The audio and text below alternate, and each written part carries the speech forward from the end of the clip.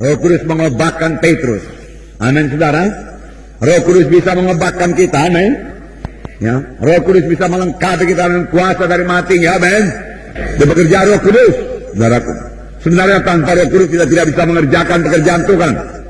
Karena firman Tuhan berkata, bukan oleh kuat, bukan oleh gagah, tapi oleh Rohku juga. Itu akan jadi. Roh Kudus, saudaraku, berkuasa dan mau mengobatkan saudara, mengobatkan saya menjadi saksi yang berkuasa, menjadi saksi yang berani, saudaraku. Itu adalah pekerjaan Roh Kudus dalam orang percaya. Untuk itulah dia diberikan. Amin, saudaraku. Karena penakut, saudaraku, bukan daripada Tuhan, saudara. Kita membaca apa yang jadi kepada Petrus. Orang-orang heran melihat perubahan yang terjadi kepada Petrus. Biarlah orang-orang heran melihat perubahan yang terjadi kepada saudara. Kisah Rasul pasal 4. Kisah para Rasul pasal 4. Saudara, saya membacakan ayat 13. Ketika sidang itu melihat keberanian Petrus dan Yohanes dan mengetahui bahwa keduanya orang biasa yang tidak terpelajar, heranlah mereka dan mereka mengenal keduanya sebagai pengikut Yesus. Ketika mereka itu melihat, apa yang mereka lihat, saudaraku? Apa? Keberanian. Katakan, keberanian. Keberanian. Saya mau menjadi orang yang berani. Berani menyaksikan Injil Tuhan. Tidak malu. Tidak takut. Menyaksikan Tuhan Yesus. Haleluya Tuhan. Amin. Haleluya. Tidak takut, tidak malu. Mereka melihat keberanian Petrus dan Yohanes dan mengetahui bahwa keduanya orang biasa yang tidak terpelajar. Tetapi mereka memiliki urapan Tuhan. Mereka memiliki Roh Kudus dalam mereka. Dan Roh Kudus itu membuat mereka berani.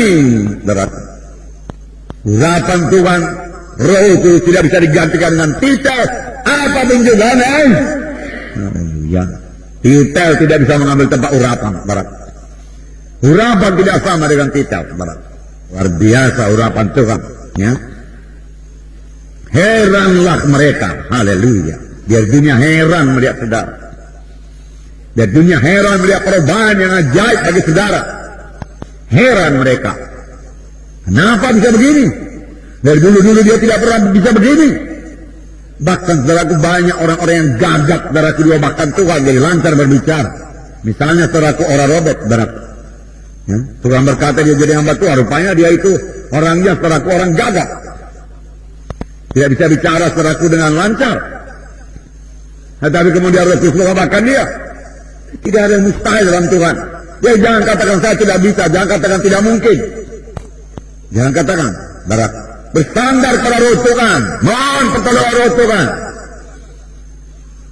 Dia akan mengobatkan kita. Haleluya. Haleluya. Nah, ayat 13. Kemudian ayat 18 saya bacakan kedua. Saya bacakan saudaraku kisah 4 juga. Dan setelah keduanya disuruh masuk, mereka diperintahkan. Dan sama sekali jangan berbicara atau mengajar lagi dalam nama Yesus. Tetapi Petrus dan Yohanes menjawab mereka, silahkan kamu putuskan sendiri manakah yang benar di hadapan Allah. Taat kepada kamu atau taat kepada Allah. Sebab kami tidak mungkin. Sebab tidak mungkin bagi kami untuk tidak berkata-kata tentang apa yang telah kami lihat dan yang telah kami dengar. Haleluya. Tidak mungkin untuk tidak bersaksi. Tidak mungkin, saudaraku, untuk saudaraku memendam, saudaraku, ya, kasih Tuhan yang menyala-nyala dalam kita, saudaraku. Tidak mungkin untuk mendiamkan, saudaraku, berkat keselamatan yang luar biasa yang diberikan Tuhan bagi kita. Kita harus bicara. Paulus berkata, wahai bagiku kalau aku tidak bicara. Luar biasa itu, saudara. Kasih Tuhan tersebut, saudara. Kemudian mereka berdoa lagi. Ayat 31. Dan ketika mereka sedang berdoa, goyahlah tempat mereka berkumpul itu, dan mereka semua penuh dengan Roh Kudus. Lalu mereka memberitakan firman Allah dengan berani.